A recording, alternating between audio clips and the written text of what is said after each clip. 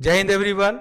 आज हम लोग फंक्शन में पढ़ने जा रहे हैं रेंज जो टॉपिक है एनडीए पॉइंट ऑफ व्यू से काफी इंपॉर्टेंट है और डायरेक्ट यहां से क्वेश्चन पूछा जाता है। तो देखिए, मैंने आपको डेफिनेशन में बताया था वेन डायग्राम। तो वेन डायग्राम के अकॉर्डिंग जो हम लोगों ने डेफिनेशन पढ़ा था, अब देखिए उसको थोड़ा सा मैं रिकॉल करने जा रहा हूं। यहां पे दो सेट्स लिया हमने, set A and set B. अब ये दोनों सेट जो है वो एम्प्टी सेट है। अब हमने क्या किया, यहां पे इसका एलिमेंट ले लिया एक्स वाई जेड और इसका एलिमेंट ले लिया 1 2 3 4। अब यहां पे दोनों जो सेट है वो एक दूसरे के सामने है, यहां पे कोई रिलेशन कोई फंक्शन नहीं हो पाएगा, क्योंकि यहां पे एक रूल होता है, वो रूल है नहीं। किस रूल के अकॉर्डिंग? तो एफ यहां पे रूल का काम करता है। इस रूल के अकॉर्डिंग यहां पे हम लोग एसोसिएशन करवाते हैं। तो देखो x 1 के साथ एसोसिएट हो रहा है, y 2 के साथ, z यहां पे 4 के साथ एसोसिएट हो गया। तो देखिए ये जो एसोसिएशन, प्रॉपर एसोसिएशन जो हो रहा है यहां पे according to definition of function, set A का कोई भी एलिमेंट खाली नहीं होना चाहिए। तो देखिए यहां पे कोई भी एलिमेंट खाली नहीं है, लेकिन यहां पे एलिमेंट खाली हो सकता है। तो देखिए जो बी सेट है 1 2 3 एंड 4, ये कहलाता है कोडोमेन का सेट। क्या कहलाता है? कोडोमेन का सेट। और यहां पे एक सेट हमने ले लिया आर फॉर रेंज। तो यहां पे जो एसोसिएट है 1 3 एंड 4, ये हमारा रेंज का सेट कहलाता है। तो हम लोग डेफिनेशन में पढ़े हैं कि रेंज क्या हो सकता है? Range is the subset of subsets of codomain, और इसको हम लोग क्या कहते हैं? कलेक्शन ऑफ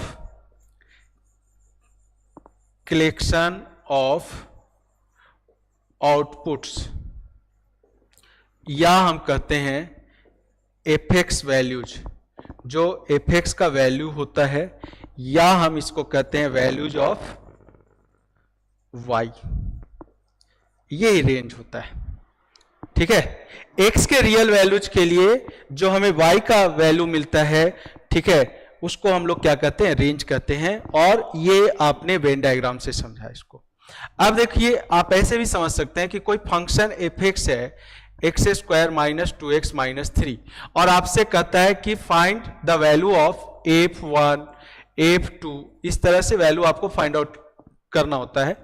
तो यहां पे देखिए, जब 1 आप रखेंगे तो f1 का वैल्यू, 1 क्या है? यहां पे इनपुट है, रियल नंबर है। तो f1 का वैल्यू क्या हो जाएगा? 1 minus 2 minus 3 det is equal to -4। तो ये जो -4 मिल रहा है, f1 इक्वल टू -4, ये क्या है? हमारा रेंज है। ठीक है, तो रेंज के डेफिनेशन को आप इस तरह से समझ सकते हैं। लास्ट लेक्चर में मैंने डोमेन के बारे में बताया था। अब देखिए 1 बाई 1 डिफरेंट टाइप के फंक्शन का रेंज कैसे निकालेंगे, तो देखते हैं हम लोग। यहां पे देखिए, सबसे पहले यहां पे रेंज निकालने का जो फर्स्ट मेथड है, आपको डोमेन आना चाहिए। तो अगर किसी फंक्शन का, if domain of the function, domain of the function y equal to f x is R, और आर माइनस, जहां डिनोमिनेटर 0 होता है, मतलब ये रैशनल फंक्शन के लिए यूज हो रहा है। तो डोमेन अगर आर और आर माइनस 0 है, या हम कह सकते हैं इनफाइनाइट सेट है, तो हमें क्या करना होता है? आप इसको एक एग्जाम्पल के थ्रू समझिएगा। कि जैसे मान लो आपसे कह रहा है कि f x equal to x minus 3 upon x plus 4 है, इसका हमें क्या करना है? रेंज निकालना है। तो आपको क्या करना होता है? यहां पे इसको y मानना होता है। हमने इसको y मान लिया, और x को डिफाइंड होने के लिए जो वैल्यू मिलता है हमें, ठीक है, उसको हम क्या कहते हैं? रेंज कहते हैं। तो सबसे पहले आप इसका डोमेन देखिए। तो डोमेन इसका क्या है बेटा?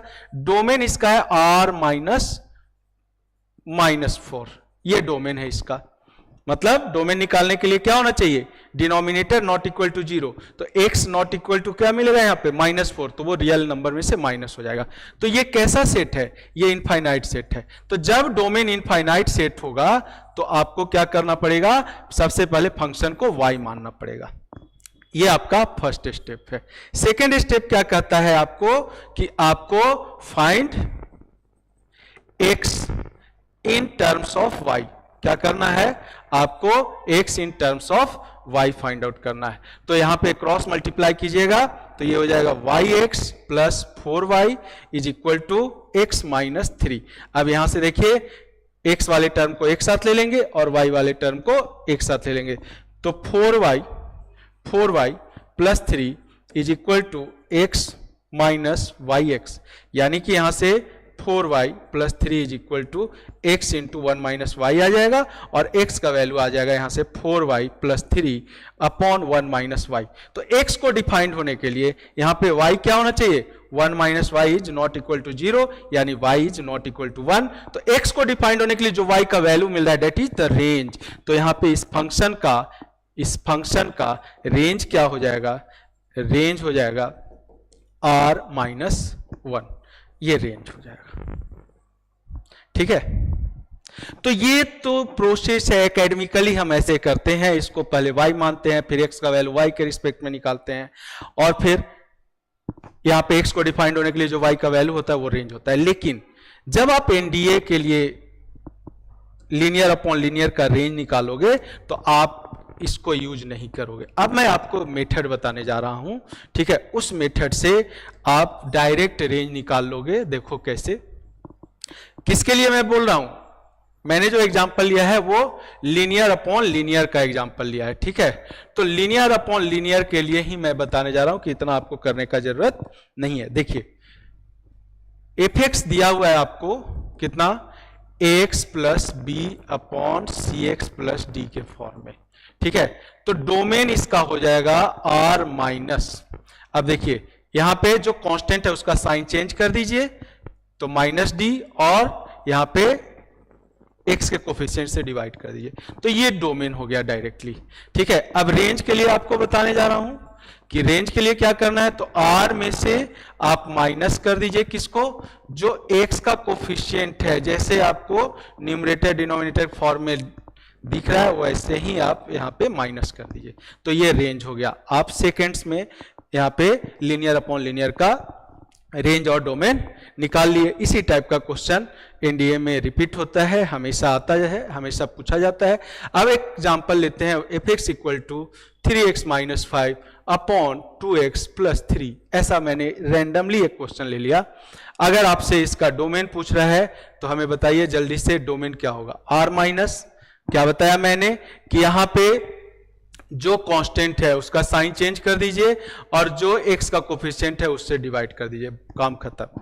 और रेंज क्या होगा, तो रेंज हो जाएगा r माइनस ये x का जो कोफिशिएंट है उसको एज इट इज यहां पे r में से माइनस कर दीजिए। तो आई थिंक क्लियर हुआ होगा, चेक कर लीजिए। चलिए आगे देखते हैं हम लोग, ये तो हो गया लीनियर अपॉन लीनियर का। अब देखिए एनडीए में आया हुआ क्वेश्चन मैं आपको करवाने जा रहा हूं। ठीक है, आपसे कहता है कि find range of function fx equal to x square upon x square plus 1, इस टाइप का फंक्शन है। तो देखिए मैंने आपको बताया था अभी कि जब किसी भी फंक्शन का जो डोमेन होगा, ठीक है, वो क्या होगा, डोमेन अगर r या r माइनस डिनोमिनेटर 0 यानी कि इनफाइनाइट सेट होगा। ठीक है, तो जब डोमेन इनफाइनाइट सेट होगा, इनफाइनाइट वैल्यूज देगा, ठीक है, तो आपको क्या करना है, इसको y मान लेना है। देखिए फिर उस स्टेप को यहां पे मैं दोहरा रहा हूं, तो y मान लिया इसको और यहां से x का वैल्यू y के रिस्पेक्ट में निकालना है।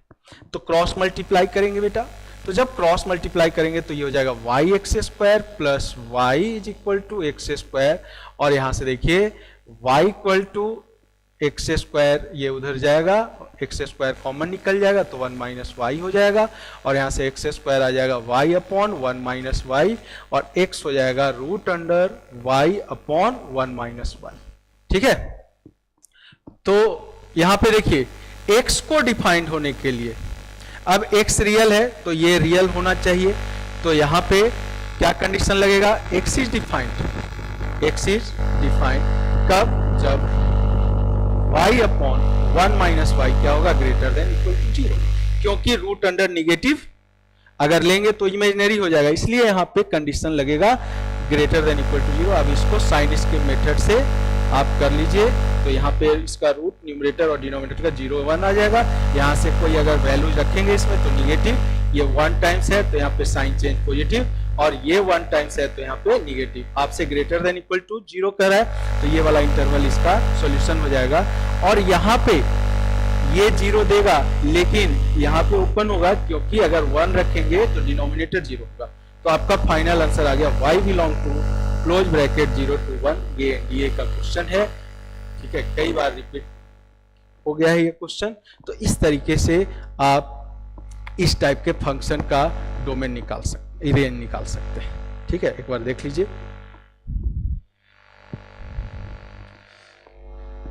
चलिए आगे देखते हैं थोड़ा और डिफरेंट टाइप का क्वेश्चन।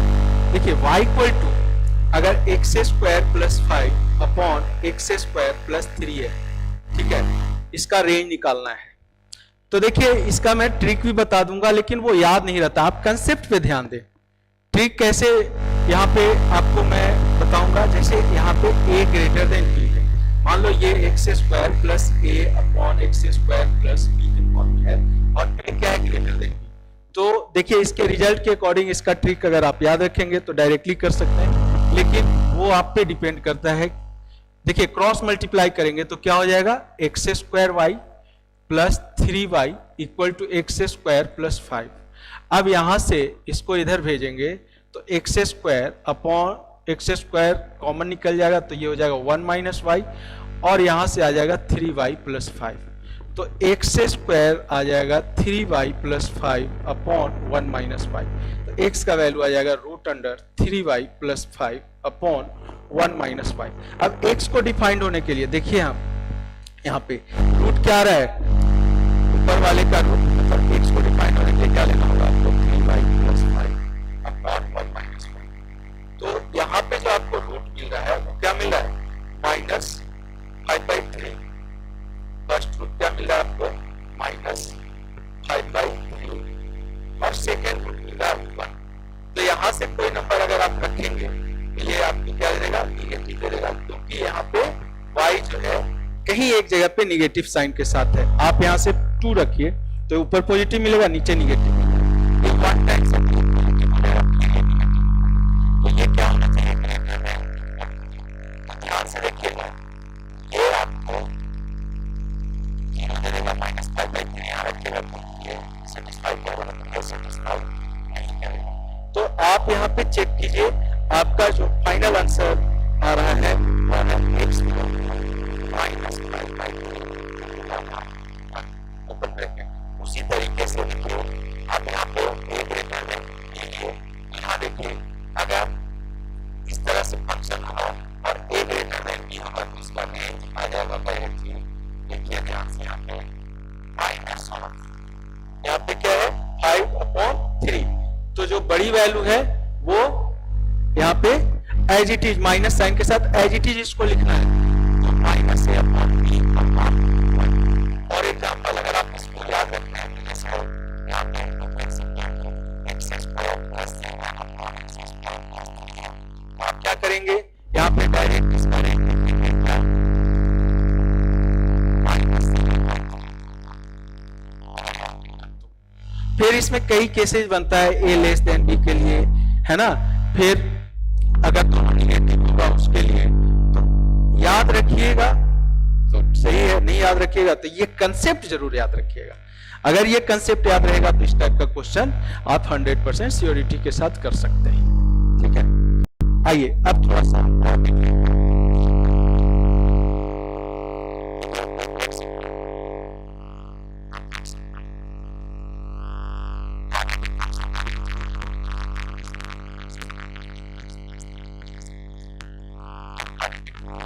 ठीक है। तो इसका एक तरीका है,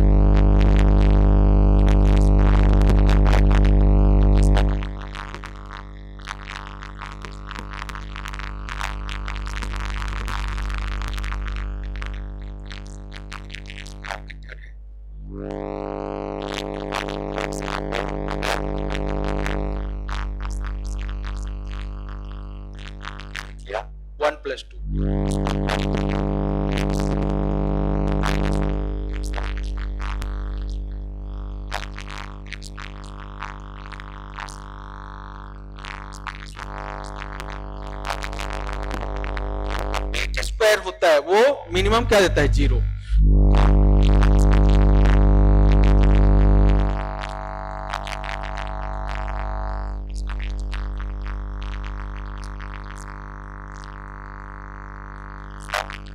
ये है इसका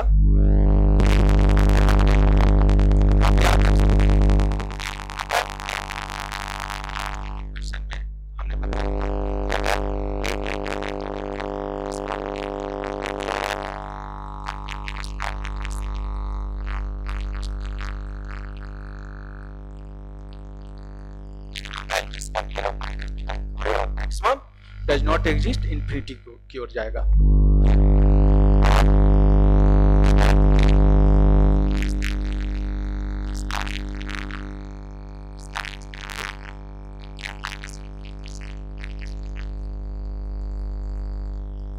दे देगा, इसका मैक्सिमम वैल्यू हो जाएगा -d/4। तो आप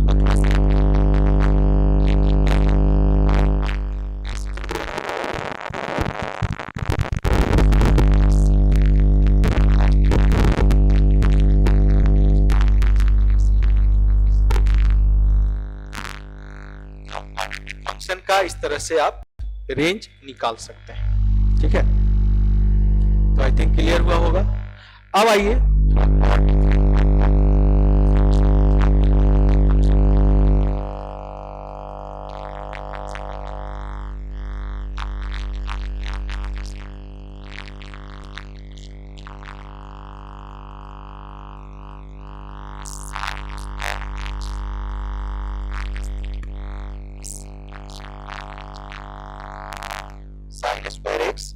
-3 टाइप के फंक्शन का रेंज क्या होगा। मैंने आपको बताया है इस टाइप के फंक्शन का रेंज ट्रिग्नोमेट्री में ही। आप ट्रिग्नोमेट्री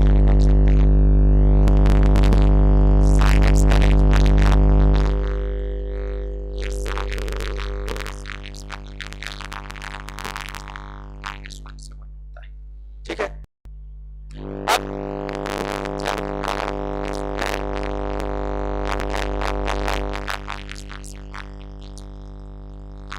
देखिए 1 का स्क्वायर तो 1 हो जाएगा, 0 का स्क्वायर 0 हो जाएगा, इस बीच में 0 से 1 के बीच में देगा।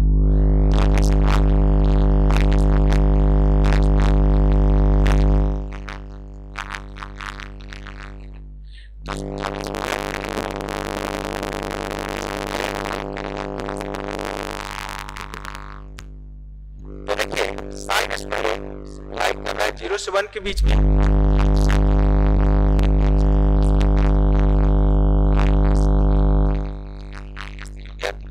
इस इनइक्वालिटीज में तो टर्म से सब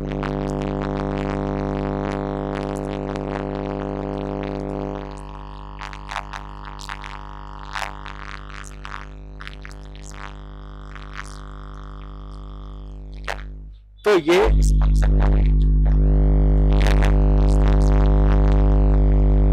चलिए और भी फंक्शन देखते हैं हम।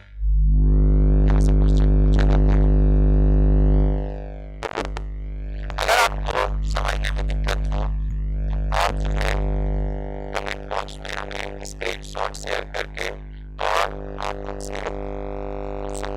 आपको अगले क्लास में उसको डिटेल में बताया जाएगा। ठीक है,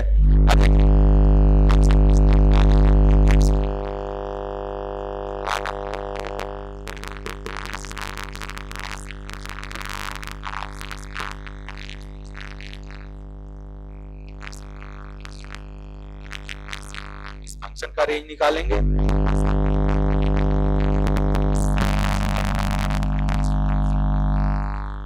करता है sin x, लाइक करता है -1 और 1 के बीच में, है ना। तो ध्यान से देखिए यहां पे कि इसमें क्या करेंगे हम,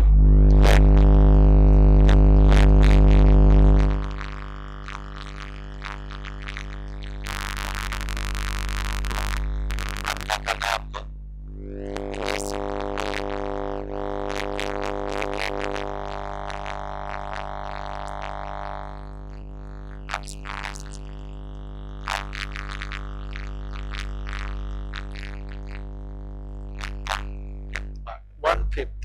और ये हाफ है, पार्ट बड़ा होगा, ऑब्वियस सी बात है। तो जब रेसिप्रोकल लेते हैं तो इनइक्वालिटी चेंज हो जाती है।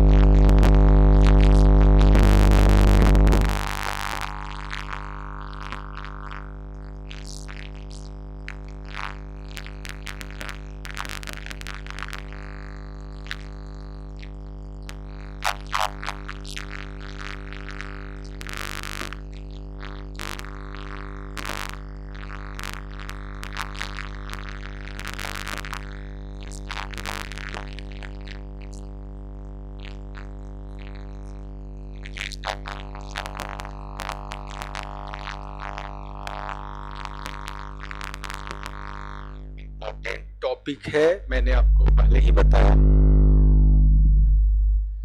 ध्यान से देखिए, क्लियर है। अब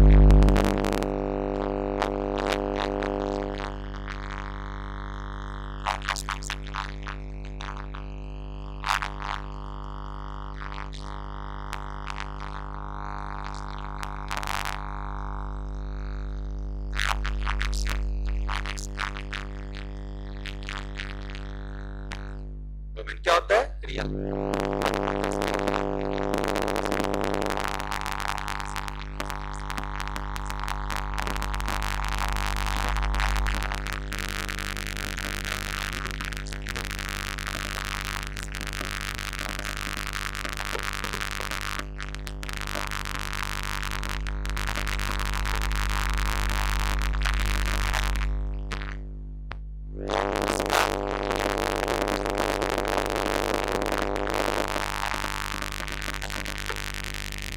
है ना?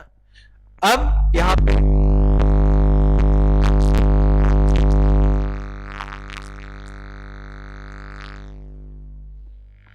तो मॉडुलस के अंदर फंक्शन चाहे जिस फॉर्मेट में हो, चाहे जो भी चेंजिंग हो, मॉडुलस के अंदर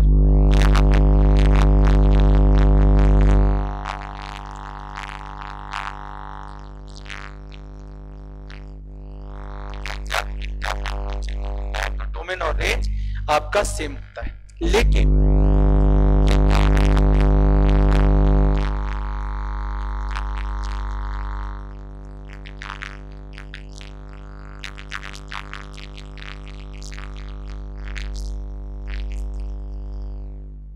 अब इसका डोमेन तो रियल नंबर होगा जब तक ये मॉडुलस डिनोमिनेटर में नहीं आएगा, ठीक है। डोमेन इसका क्या होगा? रियल नंबर होगा।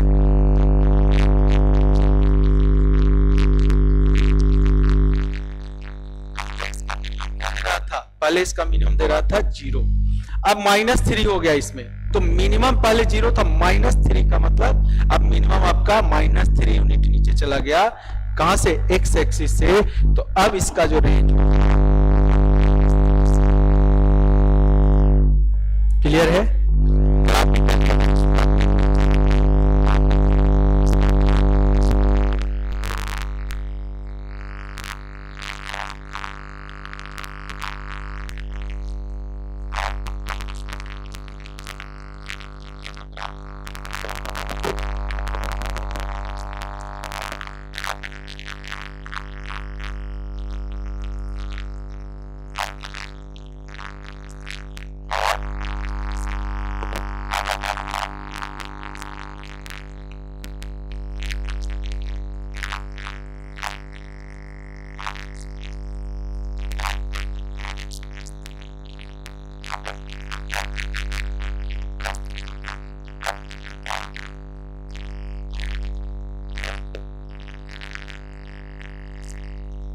है ना?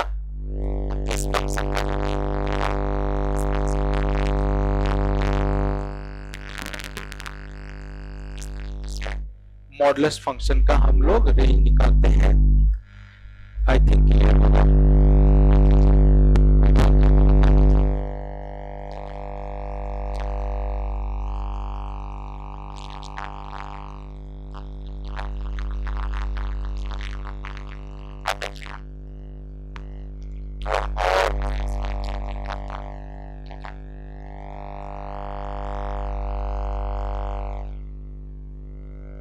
तो रेंज ऑफ, अगर आपसे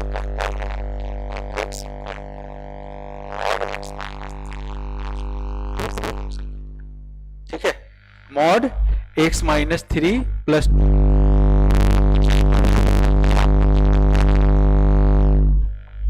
ग्रेटर देन इक्वल टू 0। ठीक है,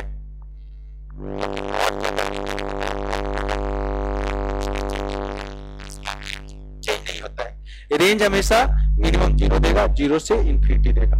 अब इस पूरे में ऐड हो गया 2, अब मिनिमम क्या हो जाएगा 2। इसको ग्राफ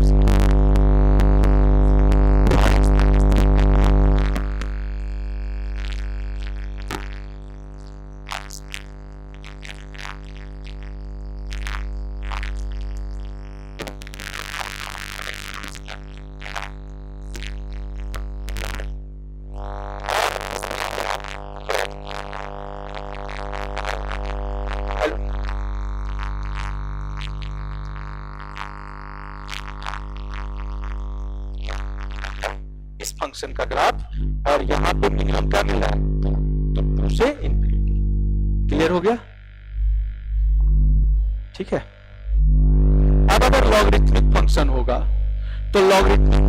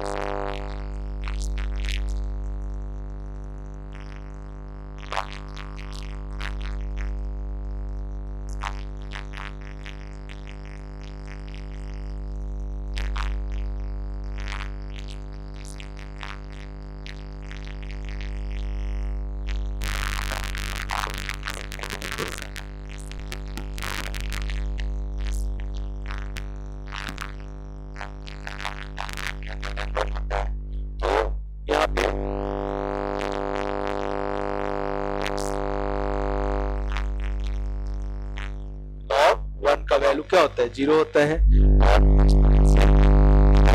x का वैल्यू क्या लेंगे, पास करती है कहां से 0,1 पे, और ये x एक्सिस को कट करती है 1,0 पे, और ये दोनों एक दूसरे का क्या है, इनवर्स है। तो चाहे रैशनल फंक्शन हो, पोलिनोमियल फंक्शन हो, ठीक है, आपका मॉडुलस हो, स्पेशल फंक्शन हो, डेफिनेशन में ही हम फंक्शन का रेंज बता रखे हैं। ठीक है, तो इस तरीके से जितना भी फंक्शन यहाँ पे मैंने आपको पढ़ाया उस फंक्शन का मैंने रेंज बता दिया, और इन्हीं फंक्शंस का रेंज एनडीए में पूछा जाता है। ठीक है, तो आगे इसका प्रैक्टिस हम लोग पीवाईक्यू में करेंगे, है ना। अगला जो हमारा टॉपिक है वो है पीरियोडिक फंक्शन। पीरियोडिक फंक्शन से भी क्वेश्चन हमेशा एनडीए में रिपीट होता है, तो अगला टॉपिक जो है वो और भी इंपॉर्टेंट है। ठीक है, तो आप बने रहिए हमारे साथ, मिलते हैं हम लोग अगले क्लास में। जय हिंद एवरीवन।